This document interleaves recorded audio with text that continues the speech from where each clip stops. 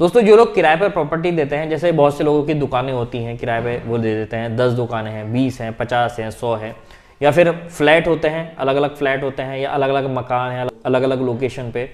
तो उस केस में जो है ना उसका हिसाब किताब रखने में बहुत प्रॉब्लम आती है।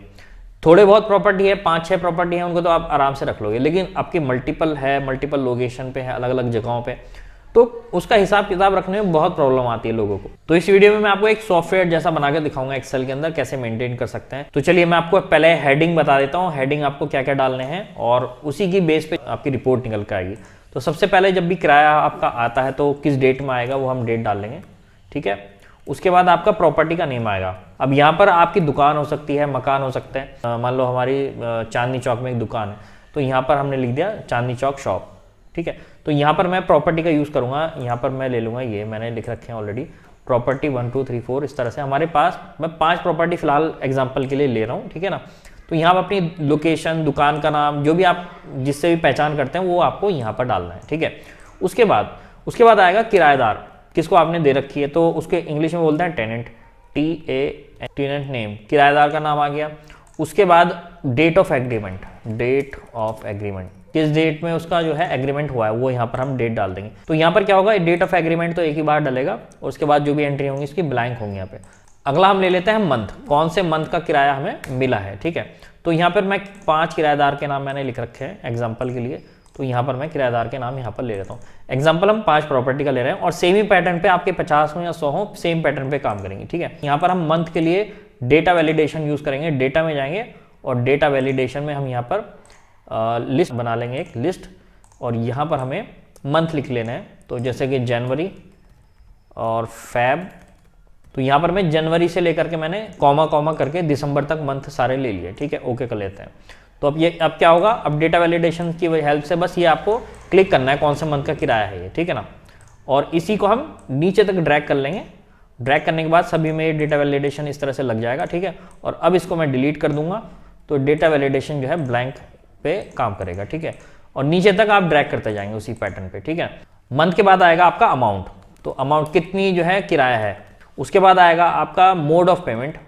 उसके बाद हम यहाँ पे लेंगे चेक नंबर या फिर रिमार्क, कुछ रिमार्क भी लिख सकते हैं, जिसमें ऑनलाइन पेमेंट हुई तो वहाँ कुछ ना कुछ तो यहाँ पर डालना पड़ेगा, चेक नंबर या रिमार्क यहाँ पर डाल देंगे, ठीक है।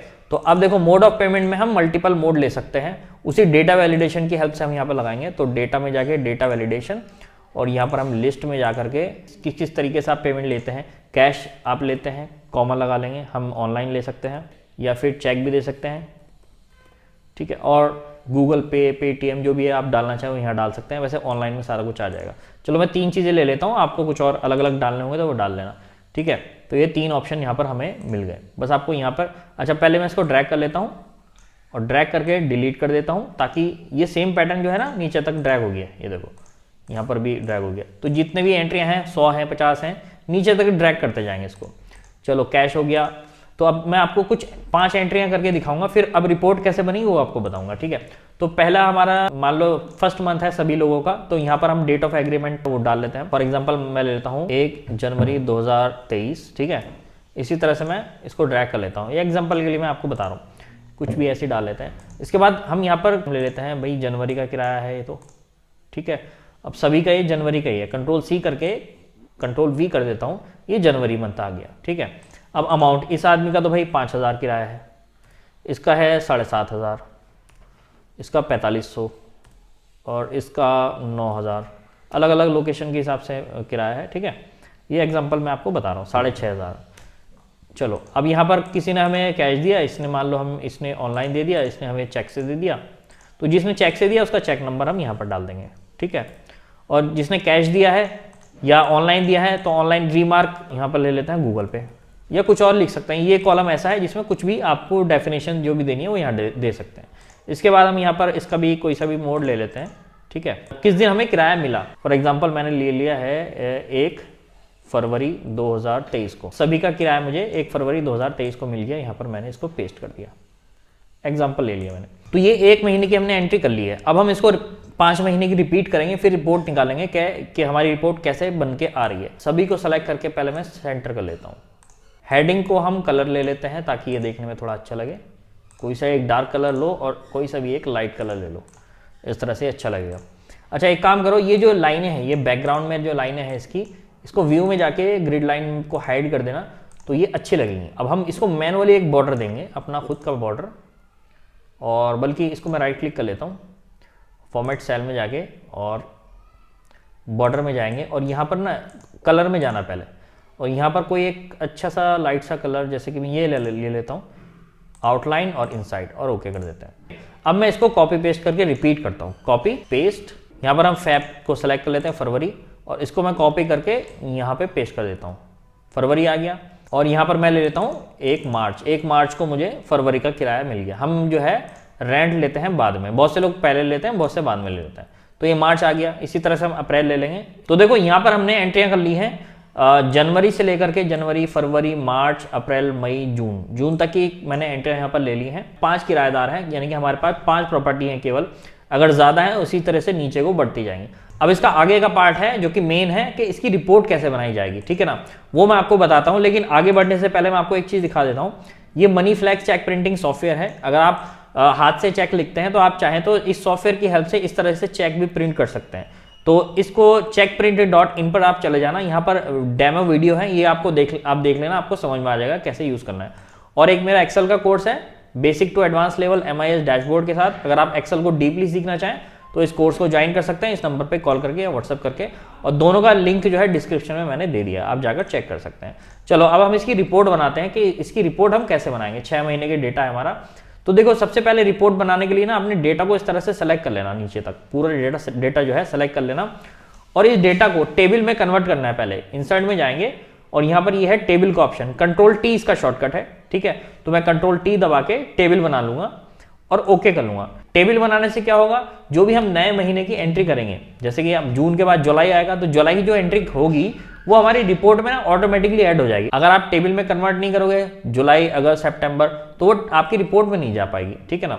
तो ये टेबल में कन्वर्ट जब हम करते हैं तो इस तरह से इसका कलर चेंज हो जाता है। आप चाहो तो इसको टेबल में यहाँ पर जा करके इसको बैंडेड ये है ना, इसको क्लिक कर देना, ये हट जाएगा, फिर वैसे ही प्लेन हो जाएगा ये। चलो अब हम क्या करेंगे, इंसर्ट में जाएंगे और यहाँ पर पाइवट टेबल, देखो टेबल में कहीं पर भी क्लिक हो सकता है, और पाइवट टेबल पर आप क्लिक करेंगे तो पूरा डेटा ऑटोमेटिकली सेलेक्ट हो जाएगा। ये देखो नीचे तक मैं आपको दिखा देता हूँ, ये देखो ये दिख रहा है, तो टेबल पूरी सेलेक्ट हो गई है। ओके कर लेते हैं और अब हम पाइवट टेबल की हेल्प से रिपोर्ट निकालेंगे। तो यहाँ पर हम सबसे पहले लेंगे प्रॉपर्टी नेम, यहाँ पर हम रो में ड्रैग कर देंगे। इसके बाद हम यहाँ पर लेंगे मंथ को ड्रैग करके आप छोड़ देंगे कॉलम के बॉक्स में। तो देखो आपके जो मंथ है वो यहाँ पर आ जाएंगे, जैसे यहाँ पर लिखा हुआ है जून, फिर जनवरी आ गया, तो कोई बात नहीं, हम इसको जनवरी को पकड़ के, कहाँ आएगा, लास्ट में आएगा ना, ये देखो जनवरी, फरवरी, मार्च, अप्रैल, मई, जून, ठीक है। ऑटोमेटिकली नहीं आता तो आप इसको पकड़ के ना ऐसे ड्रैग कर सकते हैं, इसमें प्राइवेट टेबल में एडजस्ट हो जाता है, ठीक है। तो इसको मैं थोड़ा चौड़ा कर लेता हूँ। अब हमें अमाउंट चाहिए, तो अमाउंट को ड्रैग करेंगे और वैल्यू के बॉक्स में छोड़ेंगे।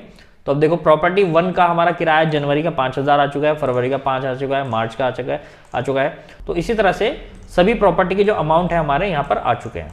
तो इस तरह से आपको रिपोर्ट मिल जाएगी। अब इसमें इस रिपोर्ट को और बढ़ा सकते हैं, लेकिन आगे बढ़ने से पहले मैं एक चीज़ और दिखा दूँ आपको। यहाँ पर मान लो किसी मंथ का किसी ने किराया नहीं दिया, उस टाइम क्या करेंगे आप। मान लो इस बंदे ने किराया हमें 5000 मिलना था, फरवरी का दिया नहीं, तो अब यहाँ पर आपको फरवरी के आगे 0 लिखना है, ये 0 लिख दिया, ठीक है। यहाँ पर कैश ऑनलाइन तो कुछ आएगा नहीं, डिलीट कर दो उसको। और जब उसने किराया दिया ही नहीं तो डेट भी नहीं आएगी, क्योंकि किराया नहीं दिया, ठीक है ना। इसी तरह से मान लो अब इसने फरवरी का नहीं दिया तो मार्च का भी नहीं दिया होगा, मार्च का भी हम 0 कर लेते हैं, ठीक है। और मार्च की भी डेट हम डिलीट कर देंगे, और मार्च में मोड ऑफ पेमेंट भी हटा देंगे, ठीक है। तो अब देखो रिपोर्ट में आप जाएंगे और रिपोर्ट में जाने के बाद यहाँ पर राइट क्लिक करके रिफ्रेश करेंगे, तो देखो यहाँ पर आपका फरवरी का आपको दिख गया कि इस प्रॉपर्टी 1 में जो आदमी था उसने फरवरी का किराया नहीं दिया है और मार्च का भी किराया नहीं दिया है, लेकिन अप्रैल का दे दिया था किसी रीजन से, ठीक है, मई का दे दिया, लेकिन 2 महीने के उसने रोक के रखा है। लेकिन ऐसा होता नहीं है, किराया पुराना दिया जाता है, नया किराया नहीं दिया जाता ज़्यादातर, लेकिन मैं एग्जांपल की आपको 0 करके दिखा रहा हूँ, ठीक है ना। इसी तरह से ऐसा हो सकता है कि आपका जो किराएदार है वो बदल गया है, ऐसा भी होता है। देखो यहाँ पर इसी को मान लेते हैं, हम सुनील को ही ले लेते हैं। यहाँ पर सुनील था, लेकिन यहाँ पर दूसरा नाम ले लेते हैं हम, यहाँ पे अनिल ले लेते हैं, अनिल, ठीक है। अब अनिल, यहाँ पे भी अनिल आएगा, ANIL, वो किराएदार चला गया पुराना वाला और ये आ गया अनिल, ठीक है। अब हम यहाँ पर जाएंगे देखो यहाँ रिफ्रेश करोगे तो यहाँ कोई फर्क नहीं पड़ेगा अमाउंट पे, क्योंकि यहाँ नेम चेंज करा है हमने। तो यहाँ पर हम ये भी समझ सकते हैं कि भाई 5,000 किराया आया, 2 महीने हमारा फ्लैट जो है खाली रहा, उसके बाद फिर नया किराएदार आ गया, उसने 5-5 हज़ार रुपये हमें दे दिया। ठीक है, अब एक चीज़ इसमें और ऐड कर सकते हैं, देखो किराएदार का नाम, यहाँ पर था हमारा ये प्रॉपर्टी का नेम, ये टेनेंट नेम को ड्रैग करके यहाँ पर छोड़ देना। तो अब क्या होगा, हमें यहाँ पर पता चल जाएगा कि, यार इसको मैं यहाँ रख देता हूँ, हमें ये पता चल जाएगा प्रॉपर्टी नंबर 1 में 2 किराएदार आए हैं। देखो सुनील आया था, सुनील ने 5,000 दिए थे, फिर उसके बाद 2 महीने खाली पड़ा रहा, फिर अनिल आ गया, अनिल ने ये 5-5 हज़ार रुपये हर महीने दिए हैं।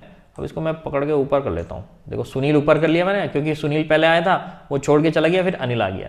अब इसका सीक्वेंस इसको नहीं पता रहता कि ऊपर किसको रखना है, नीचे किसको रखना है, वो हम अपने आप इसको पकड़ के एडजस्ट कर सकते हैं। यहाँ से देखो ये ड्रैग करने का ऑप्शन आएगा, ठीक है ना। तो इस तरह से आपको प्रॉपर्टी के हिसाब से उसका नाम भी पता चल जाएगा। आप चाहो तो इसको ऊपर कर सकते हो, प्रॉपर्टी का नाम नीचे आ जाएगा। देखो इस आदमी के पास कौन सी प्रॉपर्टी है वो आ गया। अच्छा, इसमें जो है ना, इसमें पाइवट टेबल यहाँ पर जाकर यहाँ प्लस माइनस का बटन पे क्लिक करोगे तो ये हट जाएगा जो वो आ रहा था, ठीक है ना। आप चाहो तो लगा सकते हो, प्लस माइनस हटा सकते हो, लेकिन बेसिकली प्रॉपर्टी का नेम ऊपर होना चाहिए और किराएदार का नाम नीचे होना चाहिए, वो ज़्यादा सही रहता है।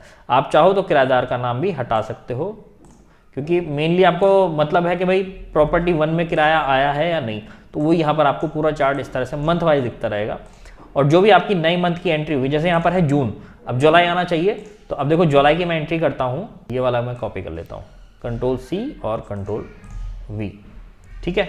अब इसको जून की जगह मैं जुलाई कर लेता हूँ, जुलाई, और मैं कॉपी करके यहाँ पेस्ट कर देता हूँ जुलाई। ये हमने लिया, जुलाई का किराया अगस्त में ले लिया, ठीक है।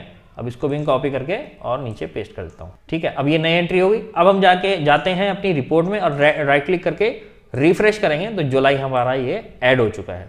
अच्छा, अब देखो हम यहाँ पर शीट 1 पे आते हैं, अपने डेटा पे। यहाँ पर मान लो कोई आपका किराएदार है, वो कह रहा है मुझे स्टेटमेंट चाहिए अपनी, मैंने कब कब किराया दिया, ठीक है। तो यहाँ पर एक फिल्टर लगा लो, ये फिल्टर लगा हुआ है ना, ये यहाँ पर ऑप्शन है। मैं पहले आपको बंद दिखा देता हूँ करके, इसको बंद करा तो यहाँ पर हेडिंग सेलेक्ट किए और ये फिल्टर आ गया, ठीक है। शॉर्टकट है इसका Ctrl+Shift+L, चला गया, Ctrl+Shift+L आ गया, ठीक है।